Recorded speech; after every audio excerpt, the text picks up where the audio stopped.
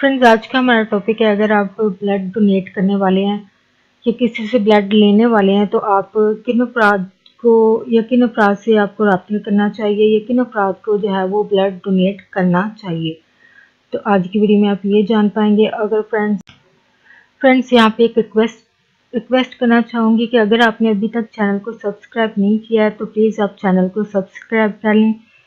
इसके लिए आप सब्सक्राइब बटन पर क्लिक कीजिए और साथ बेल आइकन पर भी क्लिक कीजिए। इस पर क्लिक करने से आपको हमारी हर नए आने वाली वीडियो की अपडेट मिल सकेगी और आप हमारी वीडियो सबसे पहले देख सकेंगे।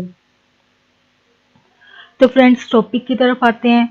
जिन अफराद को एड्स या हेपेटाइटिस का मर्ज हो, इन्हें ब्लड जो है वो डोनेट नहीं करना चाहिए। और जिन लोगों की वैक्सीनेशन हुई है या सर्जरी वगैरह कोई हुई है तो ऐसे लोगों को भी ब्लड डोनेट नहीं करना चाहिए। और जिन अफराद को कैंसर, डायबिटीज़ है, नज़ला ज़ुकाम हो तो ऐसे लोगों को भी जो है वो ब्लड डोनेट करने से पहले डॉक्टर से ज़रूर मशवरा लेना चाहिए।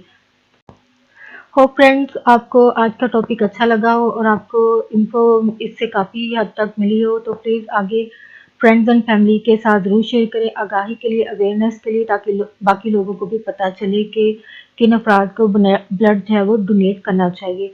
तो प्लीज़ वीडियो को लाइक ज़रूर करें और आगे फ्रेंड्स एंड फैमिली के साथ ज़रूर शेयर करें और प्लीज़ अपनी राय का इजहार कमेंट के ज़रिए ज़रूर करें और प्लीज़ चैनल को सब्सक्राइब ज़रूर करें। Thanks for watching video.